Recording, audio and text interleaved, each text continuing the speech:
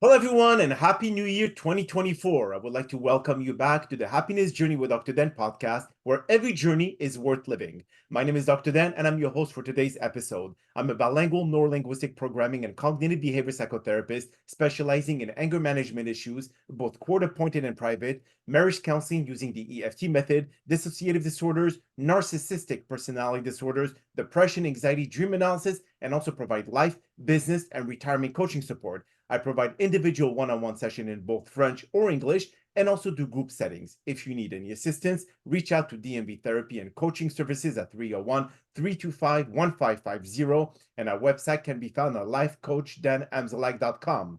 Today, I'm very excited to have for our 10th and last episode of season 19, a very special guest and author of Mexico Time and her journey as an expat living in Mexico, finding her true happiness, Cyn Posner. And just like every of my past episodes, I will leave it up to the guests to properly introduce themselves, as no one can do a better job. Cynthia, the floor is yours.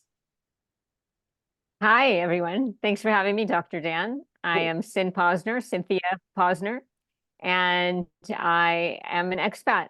Moved from Los Angeles, California, Hollywood, entertainment capital of the world, to Mexico. And I'm in San Miguel de Allende, Mexico. It's up in the mountains. It's not on the ocean. And it's beautiful here. And I chose moving to Mexico because my mother's Mexican, and I've been coming for summers and holidays my whole life to Mexico. And I chose here because it's a big expat community, a lot of Americans, and especially after COVID, a lot of people have moved here. So I have more friends here now than I did in Los Angeles. I mean, still miss all my friends there, work friends, play friends. But here there's such a strong community of foreigners and expats. And as I speak fluent Spanish as well, so I have a lot of Mexican friends. I have a lot of different communities, and I have found a happiness from the inside out here. Whereas in Los Angeles, I was living from the outside in, as we know, it's like a 24-hour treadmill of the get more, be more, do more. And I had a lot. And my career as a writer for TV and film, I have a couple movies and sold some pilots to be able to make my move. And it wasn't fulfilling, although I was fulfilled with my career and fulfilled with I guess that the self, everything we do that we love is fulfilling, but there was something lacking in that kind of lifestyle, especially Hollywood. As you were saying, I was caught up in narcissistic relationships. My father's one of those narcissists. Not that I had a, relationship, but that's your first core relationship with your father. And so there's a lot of trauma there. So I found out after doing a lot of therapy that I was attracting the same of what I knew is a narcissistic, emotional, terror. So I had a lot of those relationships. I also was getting addicted to pills and alcohol and, of course, marijuana. I was living in Venice Beach, California, and pot is legal, Mhm. So just a lot of addictions to be able to even make that treadmill move as fast as I needed to, or numb up a lot of pain that I was didn't even know I was feeling. Mhm. So when I arrived in Mexico, as I said, I'd been coming for holidays or weekends to visit some of my mother's family. She's Mexican from Acapulco, Okay. and Acapulco just had a huge hurricane. So I'm Oh, glad, yeah, most of it was destroyed. It wow. was, Well, I yeah. didn't know about that one, actually. When did this happen? When the hurricane? It was in October of last year, the end of October, beginning of November. Oh, And it was strange because I had just gone on holiday with my mother to Acapulco a week before the hurricane. She said, I need to go visit my relatives. It wow. was her sister's birthday. So I'm like, all right, I'll go to Acapulco, Acapulco is Um, vacation. It was just incredible. Beautiful weather, sunny, not a rain, not a cloud in the sky. exactly. Yeah, we enjoyed it. It was beautiful. I hadn't been there since I was a child. And a week later, this huge hurricane destroyed it. And a lot of her family, I mean, their houses, some family was wealthier and some family was poor. So, but either way, the glass houses or the tin houses, they were all destroyed, all those big condos destroyed. So they're just now getting their lives back together now.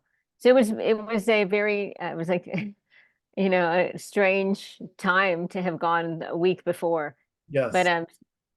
That's yeah, incredible. But now, if we can just go and discuss, and for the listeners to understand, okay, the life in Los Angeles, it was filled with addiction, with the wrong addiction actually, and you decided like enough is enough, or you felt that okay, if I continue on that path, it's going to be the end of my life. So you had to kind of like just detach yourself from this environment, or was there any other toxic situation that you want to get away from?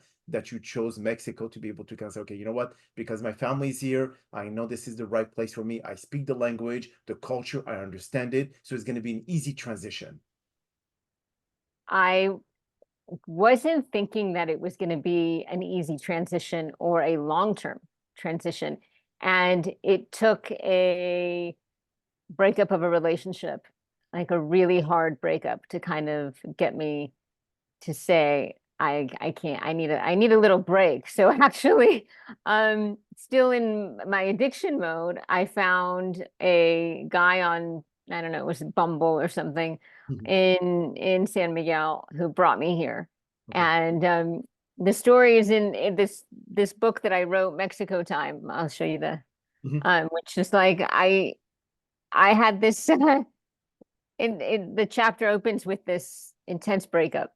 And I said, I got to get out of here. And so I met this other guy in San Miguel who I came here to visit.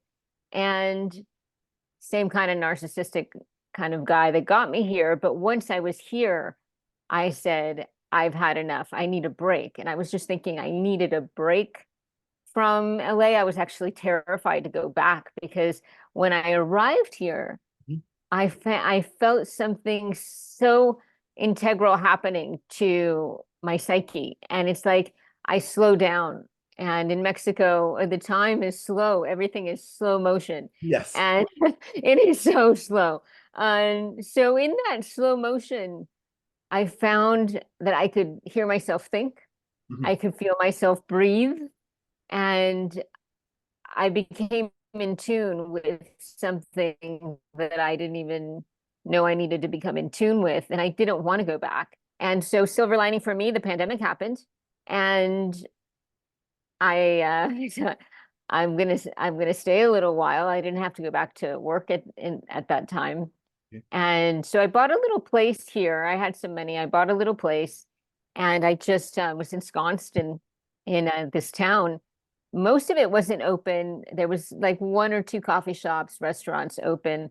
Um, Everybody was masked. Everybody was just like in the States, but it was a freer environment. People could walk their dogs and say hello and goodbye. But it was due to the pandemic that I said I this feels like I need to make the permanent move. I was just scared to go back. I did go back because I had to shut down my apartment and go get back to work, but then I was able to bring my online work here. And I haven't been able to go back since. I've done a lot of traveling because living in a small town, every 3 to 4 months, I'll say, I need to do a little trip, Mhm. and like to Guatemala or to Costa Rica, places nearby or beaches. Mexican beaches are amazing. Good. And yeah, I mean, So they, how long did it take you from, because I'm sure that listeners are contemplating, I want to get the hell out of here. I had enough.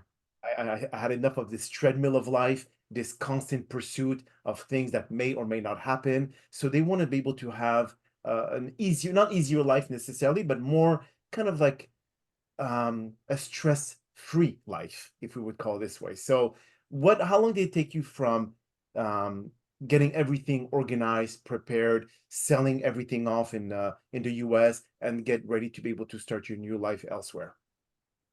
It took, once I made up my mind, because the struggle is like the shock of what if I actually do this? And first, finding a place that you want to go, because if you travel, like I did travel I love Asia. I love Thailand, Bali. I would have moved to Thailand or Bali, but that's too far away, and the permits are more difficult.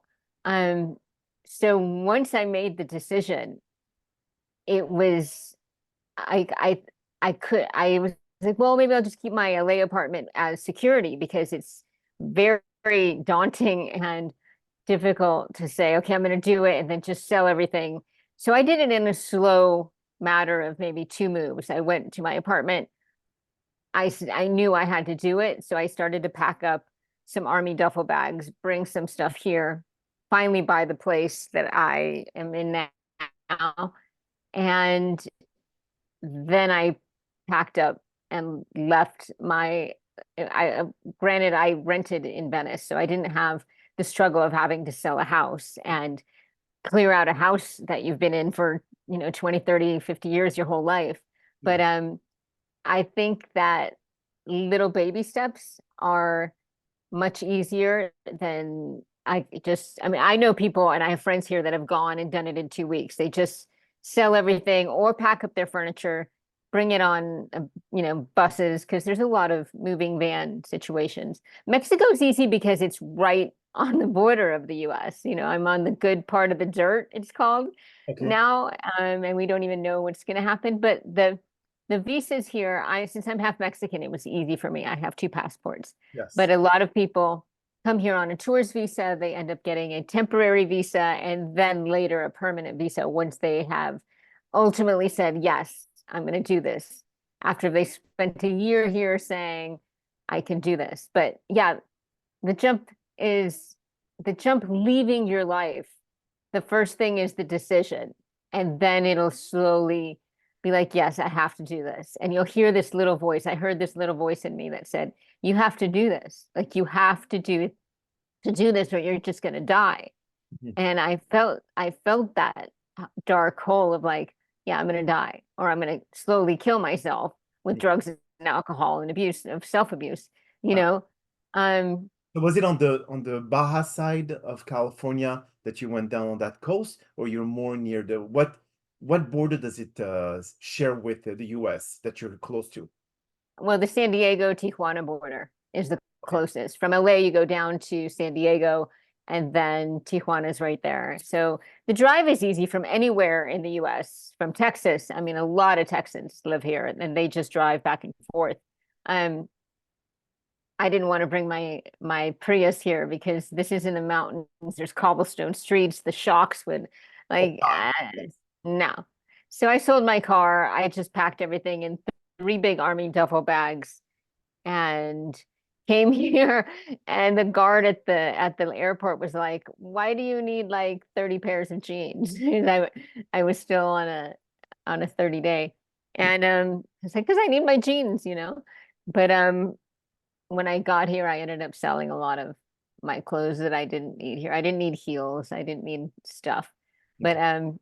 I did sell my designer stuff in Los Angeles, because the last thing I need in this little bohemian hippie town is my Chanel bag, like those things that we think that we need, Yes. and they're beautiful objects. I love beautiful things, but it's just stuff, Yes. and so that stuff I just wanted as little as stuff as possible. Mhm. And What about the yeah, so what's what about the cost of living where you are in Tijuana? I mean, compared to Los Angeles, obviously it's like a third or a fourth of the price, but is it quality living? I mean, is there anything missing when you need it, or you have to kind of like drive a bit further in a major city to be able to get what you need? well, I'm in the town here that I'm in San Miguel de Allende. So it's from Tijuana driving, it's probably a day and a half drive. Oh, So, but here, yeah, in San Miguel or the beaches, there's Costco's, there's Walmart's, okay, yeah, I mean, I have to go to the bigger city, which is an hour away to get stuff if I want Costco. okay. But I don't miss anything from the States. I may miss like, I don't know, you know what I miss from the States is like fast food. Like Oh, here I get the freshest food, the freshest meats, the freshest vegetables. Like everything is organic. Everything is organic. The farmers are organic. They don't have pesticides here in the farms. okay. So, some people are like, where's the organic store? It's like, yeah, the fruit and vegetable stand on your corner and much cheaper, much cheaper, much fresher. Um, the restaurants here, I mean, this is a foodie town. And Yeah. I think that's why a lot of it's just catered for expats. It's catered for foreigners because the restaurants are, I mean, they're prime. Let's say cost for like an excellent meal steak $20 versus in California or LA, you can't get it. Wow. $40, $50 meal, plus Yeah. if you're drinking. So here's maybe half the cost. Okay. Rents are about half the price. Depending, you can get a huge uh like it's called a hacienda with 5 6 bedrooms and a pool for between 1,000 2,000 a month. Like that's unheard of in Los Wow. Angeles or That, anywhere in the world.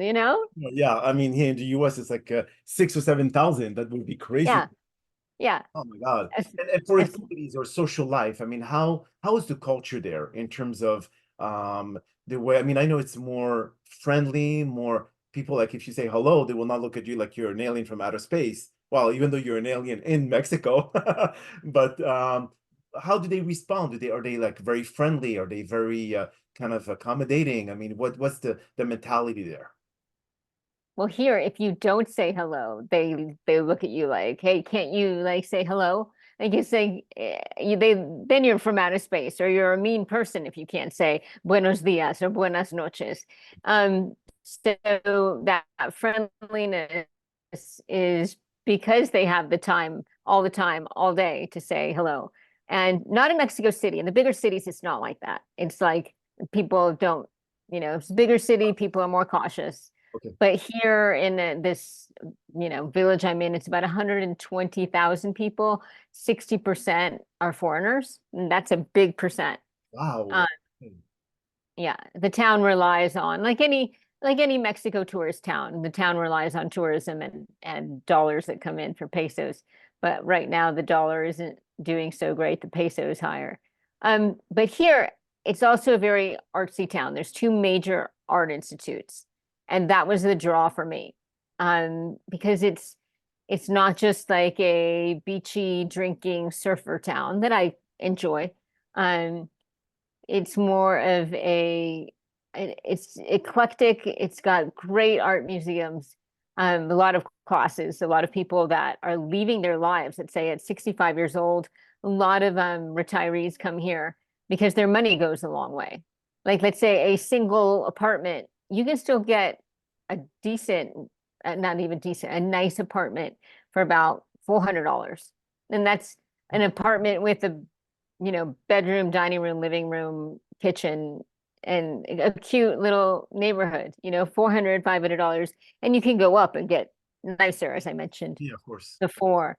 But here there's a lot of there's theater. It's not, amazing theater, but Mhm. there's a lot of stuff that brings a retired expat here. And it's like all of a sudden, either you're running from, the United States or running from your something in your life, or you're a widow or divorced, or all of a sudden, you're retired and it's much more fun here. There's an American library that has a lot of events. As I said, two art institutes. So you can take pottery classes, painting classes, weaving classes, jewelry classes.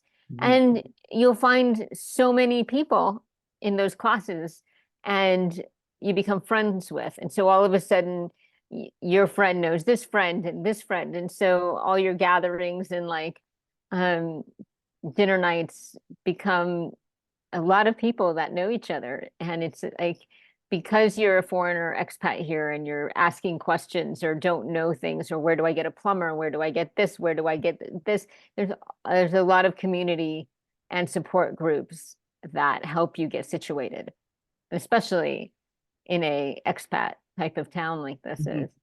That's amazing. Mhm.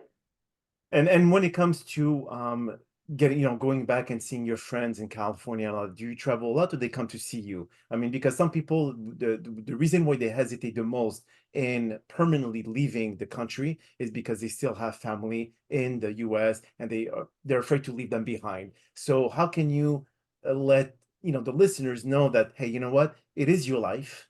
You cannot really live your life for other people. And if you feel this is the right move to make, do it. Don't be concerned too much about, your uncles or cousin or brother or sister, whatever it is.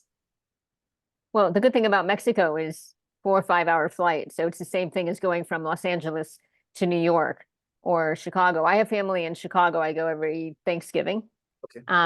And my dad and older brother are in Los Angeles. And I'm actually going in February for a couple weeks. And I do see my friends, I see my family. As I said, it's 4 hour, 5 hour flight. So it's not a big deal. That's why people choose Mexico. Yes. Other people that I know that choose, let's say, as I said before, Asia.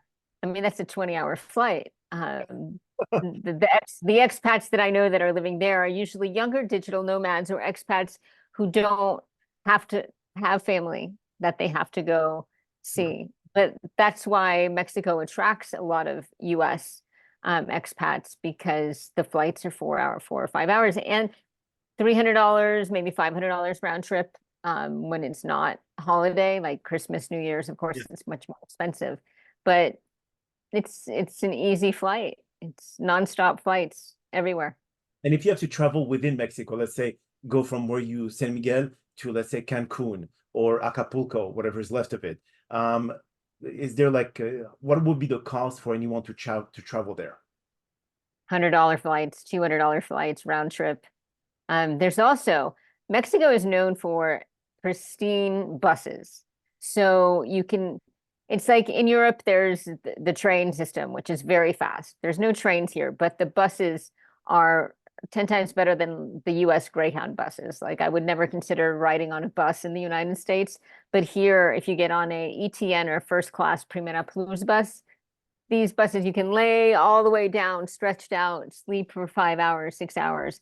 So sometimes I like to take a bus straight to the beach. Okay. It's faster. I stick on 2 movies on my earbuds and I'm there. And versus a flight where it's the closest airport is Querétaro or León to this town, or Mexico City, which is Mexico City is a bus ride away, but there's 2 airports that are an hour and a half away. So you take a shuttle, get to the airport, and beaches are an hour away. I see. And Yeah.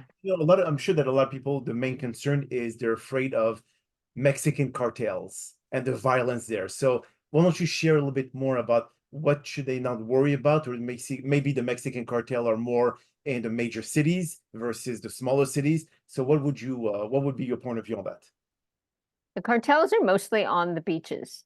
Like, I don't even want to say, maybe Mazatlan, Sinaloa, Tijuana, uh, the beach towns, and they kind of migrate. So you kind of know where they are. And they were in Acapulco and then they cleared out. Now they're probably gone because of the hurricane. But on the beach towns, you'll find it, um, if you're looking for it. If you're out looking to score some pot or some drugs, you're going to find the cartel. If you're just minding your own business, it's not going to come around you. The town I live in, San Miguel de Allende, because it's up in the mountains and there's a lot of there's police everywhere. It's very um I feel safer here than I did in Venice Beach, Los Angeles, or New York. I lived in New York. I was raised in Florida. I felt safe there, but I mean, here it's there are pickpockets. So I would, watch your wallet. Don't take, some people wander with their big bags and Yes, they're open and their phones, and it's like you could get swiped anywhere in the world from correct. your phone and a pickpocket in your bag. those are the type of crimes that you just need to watch out for. If you're like, da da da, not enjoying the view and your bag is totally open, it's like, watch yourself. Invitation, yes, absolutely. Yeah. What about the political corruption? I mean, aren't people like should be concerned about that? There's always political corruption. I mean, True. This is there's political corruption in, all over the world, the United States the most. Here, actually, in Mexico, this year, is the government is the presidential elections. And for those that don't know, there are two women for both parties, the PRI and the PAN. okay. And so Mexico is going to have a woman president this year. We Wow. don't know which one for the PRI or the PAN, Okay. and Mexico is a machista country. Yes. I can say that because I am half Mexican, and it's but having a woman president is going to be huge, Yes. and it could happen before the United States. Like that is going to be a huge milestone. I, And presidential corruption, it's everywhere. So it concerns me because I care, and a lot of people care, but we live in our little bubble here. It's like a pink cloud bubble. Most people that are leaving the United States are leaving that they can't they get they get fed up live with it. in. Sure.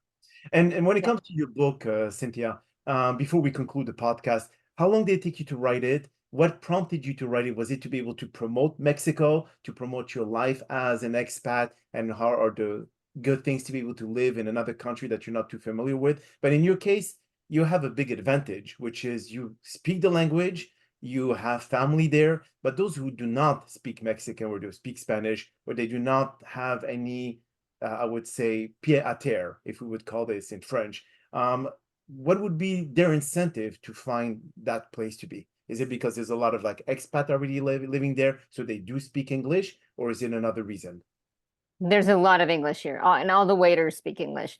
A lot of people do take classes, simple classes, just to be able to say, "Can I have a fork, please? Where's the bathroom?"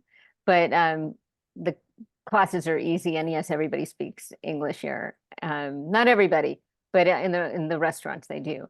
The book happened because I had actually written the screenplay. I have sold a couple screenplays, as I mentioned, and that was one of my jobs in Los Angeles, but the writer's strike happened earlier this year. Yes, I heard. And I was traveling in Costa Rica at the time. And I said, so what? I had a director that was interested in my screenplay and was about to buy it and make it. And then the writer's strike happened. And I said, well, I might as well just write the book because I had already moved. I had already written the beginning, middle, and end, which is the hardest part of, writing something is seeing, what happens. And I had started a couple novels before and got bored with it, left it. And it was always a daunting thing for me. It was on my bucket list. So I said, well, I don't know how much longer this writer strike is going to be. So because I had the screenplay, I just sat down and for the first time I said, I'm not going to care about all the great authors out there, about all of the fear that was like to compete with so many people of, everybody writes a book, and especially during the pandemic. Yes. So I went in Costa Rica, I'd do my day, I'd go to yoga, I'd go to my AA meetings with friends, I would go to dinner, and then I'd go back home. And I can't go to the bars because I'm sober. So I was like, well, I'm just going to write the book. And I just started writing. I was in this zone of for me, that's my happy place, right? Life is wonderful, but my happy place is when I can actually get in a zone of writing. So I just started writing it until I finished it. And it flowed. It was the first time that I allowed just anything to come on the page. And it was easy. It was fun. And then when I had a couple friends in the industry read it, and they're like, this is actually good. And I had more input on it. And an editor, a great editor friend of mine from LA, helped me edit it, chop down, say this, this is boring, get rid of this and fix this. And I said, well, I sent it to a couple publishing people, and they're like, well, we don't deal with first-time authors, although you've sold a couple movies, we don't care. And, New York is snobby in that kind of way. And I'm like, well, I'll just put it up on Amazon. And it started to sell right away. Of course, my friends and family were the first. Yes. And then I started to do some book readings, another podcast. And so I had people, especially on Goodreads, I had people reading it that I did not know, and the reviews were still good.